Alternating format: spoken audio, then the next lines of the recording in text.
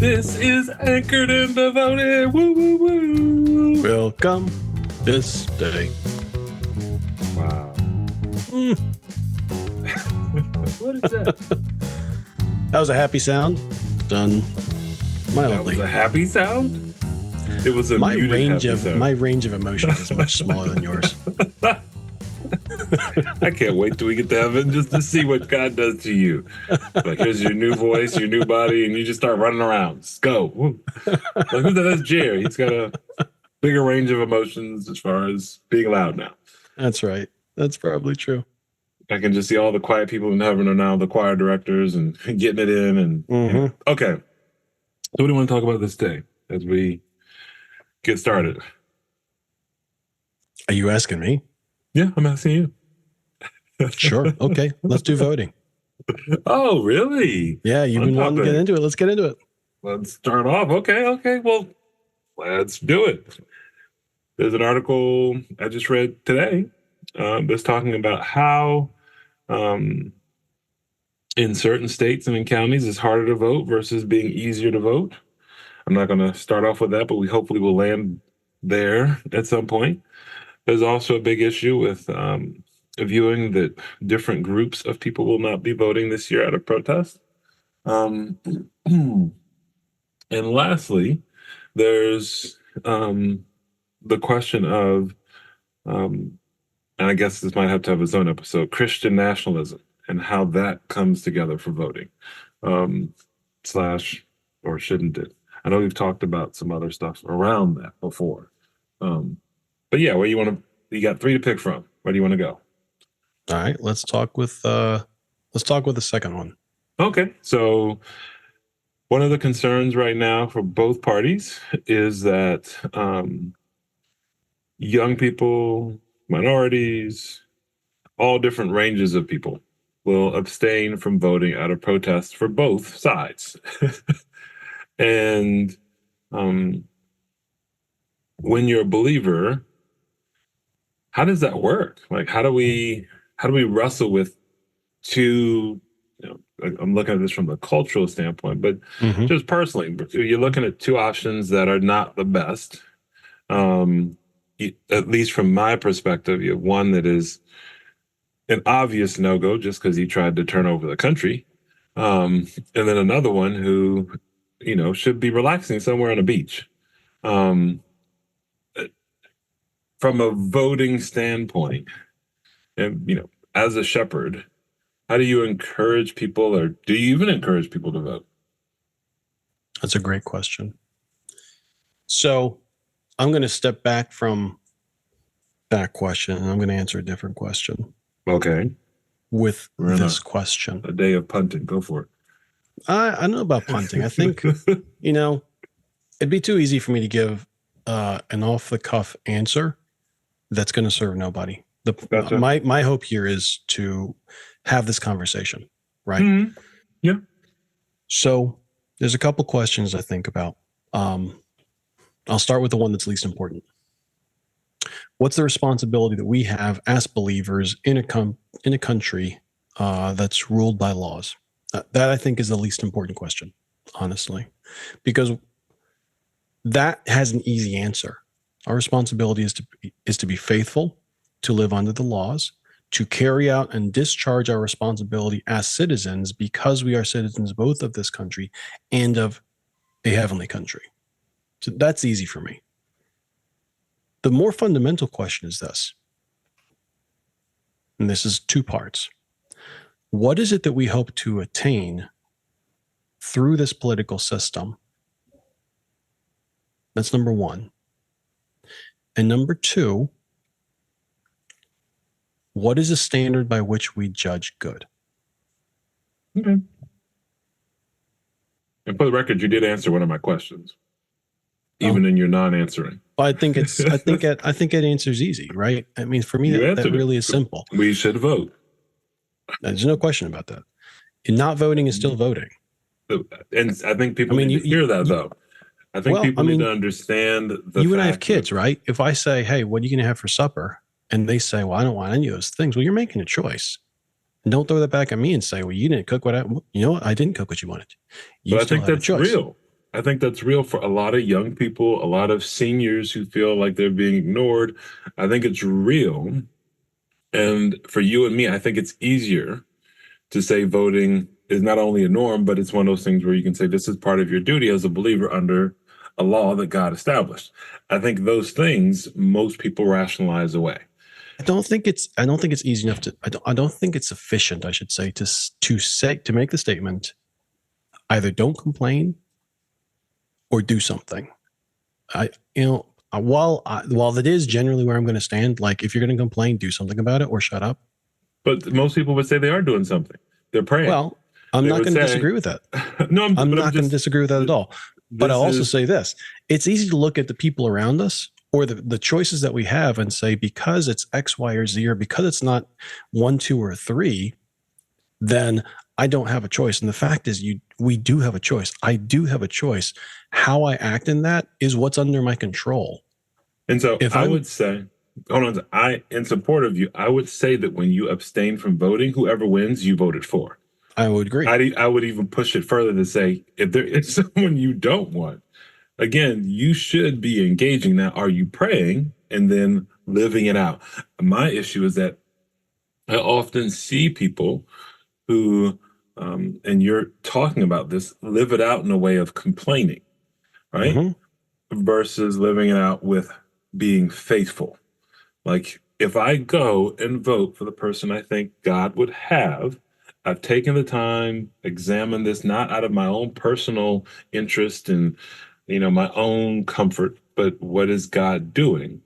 And it doesn't matter who wins. I've done my part. I know that I can respect the process because this is a God ordained thing, and whoever wins, my job is not to pray for them, to support them as best as possible according to scripture, and know that the vote is done. That's real.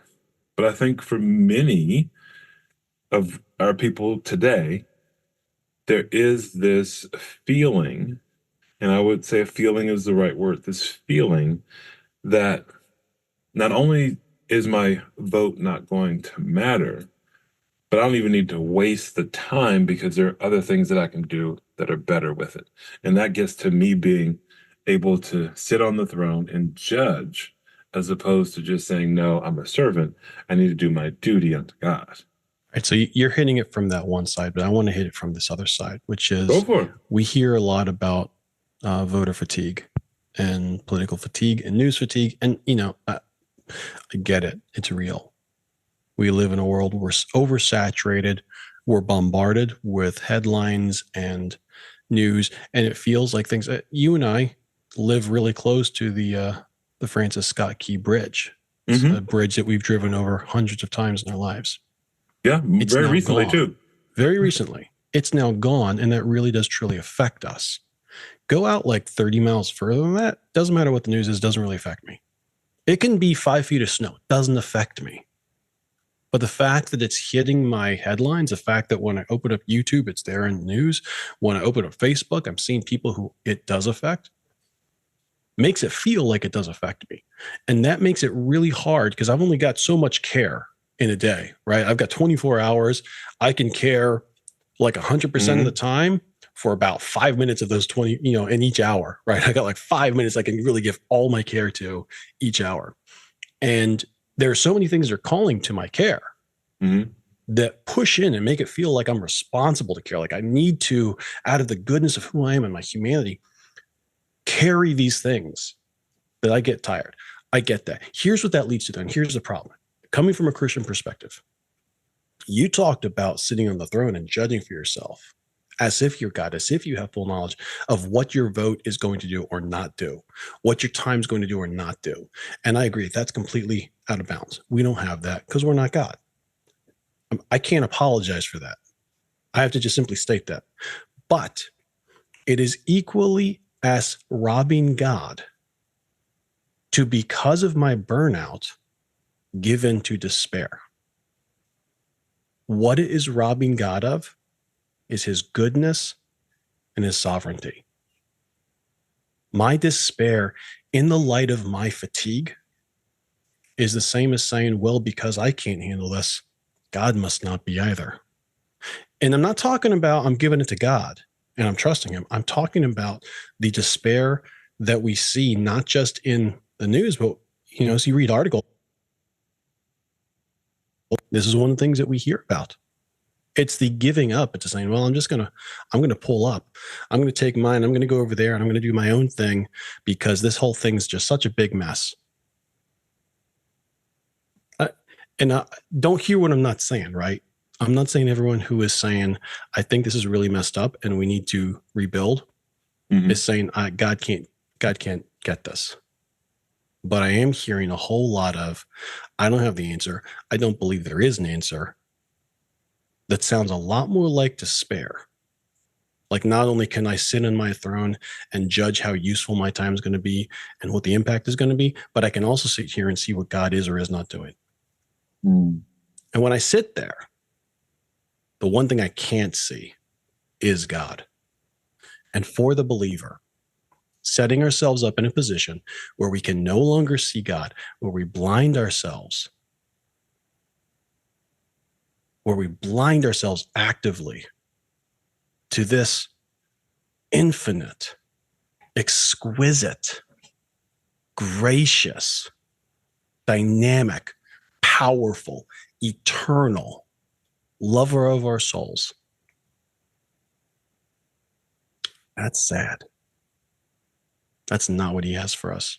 We just had the solar eclipse, right? Did? I didn't have my glasses because you know what? I can't see it anyway. Brother Dave did. I did. And, his 7-Eleven glasses. Thank you, Drea. That's right. You rock. You saw it, and we know that you can put those glasses on, and you can look right at that sun. It can hit you right in the eyeball hole. And because of the aluminum or whatever that they paint on the lenses, it's not going to cause your retina to burn. According to the side, it said I can't look any longer than 3 minutes, just for the record. Good enough. Good enough. We know that if you took those off and you were to look, you'd burn your retinas out. Yep. And when you do look, that sun is it's magnificent. Even with just the 80 or 86% eclipse that we had, from what amazing. I could hear, it was amazing. It was humbling. At the same time, this is just me. It was also humbling to know this is something God spoke. Yeah. And I don't want to get lost in that, but for me, that was the pause. It wasn't that I'm seeing this and that it's so rare and blah, blah, blah. I was like, there's a ton of rare things in our world. I kill them half the time with the front of my car. That's not the standard. I'm in black. It's that God has done this in such order that we can figure out when the peak time will be for us to look up and watch it. Because if you didn't have the glasses, as you stated, you could have gone throughout the day and you really wouldn't have noticed. You're just like, oh, it's a cloud. Because it was only for a few minutes where it, cooled off a little bit. It did, though. That's what I noticed. I noticed the drop in temperature, and I noticed the drop in the animal noises. Animals got quiet, and the temperature probably dropped a good 12 to 15 degrees, which was incredible. That was impressive. Change it. It was impressive. We can blind ourselves to the fact that the sun can damage our eyes. We can put things over our eyes to try to protect us from how brilliant and how powerful it is. But it doesn't change the fact that it is still there. It is still powerful and brilliant. And if you look at it, we'll burn your eyeballs out. It's the same with God. I mean, I'm not saying he's going to burn your eyeballs out. Yeah, for that. I'm saying we can do things to hide. We can do things to hide from his gaze. We can do things to try to forget just how, as my kids were getting ready, I sat down with my boys especially and said, look, I'm not messing around. Your school's doing this. I will sign the permission slip, but only with your word right here and right now that you will not mess around with this. This is not something you mess around with. This is your vision. It can be gone like that. And you can't replace it. Hello, I can testify. Exactly. You can't replace it. I had the same conversation with my son where I was like, buddy, don't look without the glasses, and we will make sure that my watch goes off and chirps at you with a 2-minute warning. Like, you can't. This is not worth it. As beautiful as this is and as rare as That's it right. is, your eyes being gone at your age, this is not worth it. And the other way to say it is as messed up and as old and as crotchety and as ass backwards as the politicians are, God is still good. He's still in charge. Again, He's he still created got it. the same sun and moon that we just He's watched, and you still just go. got it. So I can't. I have to be intentional in living out my faith, not allowing fear to define me. When I know who he is, because my relationship with him is dynamic. This is not a simple Sunday school relationship or an academic relationship. This is a relationship where I know he's there through the highs and the lows. I commune with him on a regular basis. He speaks to me through his word. He challenges me with his Holy Spirit. I know, no matter what anyone else says, that he's real. And that same knowledge has to be applied when I walk into a booth to serve him, that I am his and he is mine. I have given my life to him as a covenant or in covenant, knowing that I'm forgiven. And in that same covenant, I will stand before him, knowing that my works do not save me, but I come with works of worship. Like, this is a gift. This is my love offering to you. And how can I not do that when it comes to the gift of this country we've been given? Go vote. Go vote. It takes a whole lot of privilege to say, I'm not going to vote because my vote's going to be wasted. It takes a whole lot of privilege to say that. It does. It really does. For the Christian, we have been bought with a price. It means we're no longer our own. We don't get to sit and judge our actions or our thoughts. God's going to judge us. It's to him that we're going to give an answer. And believe me, he's not going to listen to your tripe. He's not going to be swayed by the arguments that you give yourself to lie to yourself. So don't. He's made things really simple. Humility, obedience, love.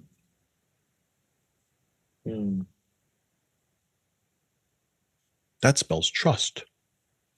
Doesn't spell trust at all. But you get the point. Do you want to hit this one some more? I do, but I don't know if I want to go long. I think I want to stop just because I know that when we talk about next, as far as the actual act of voting, and I mean, maybe it's short as far as picking between peoples. It's looking at it from a God's perspective. We can talk about, again, a Christian nation versus, I think that's probably the next conversation, versus understanding that we need to live out our faith. But I know we're in sync on that, so we'll have the rest of that out hopefully next go round. But this was good. This was good. Been fun wrestling together, and I look forward to doing it more. I will end my thoughts with this: seek the Lord, seek the Lord, seek the Lord, and seek the Lord. Get before Him in faith, in trust, in hope, in humility, in joy, and say, Lord, what are you doing? And where do you want me to be? And wait for him to answer. And if he hasn't answered, don't answer for him. Just go back and ask him again. Hear my Lord, servant waits. It is.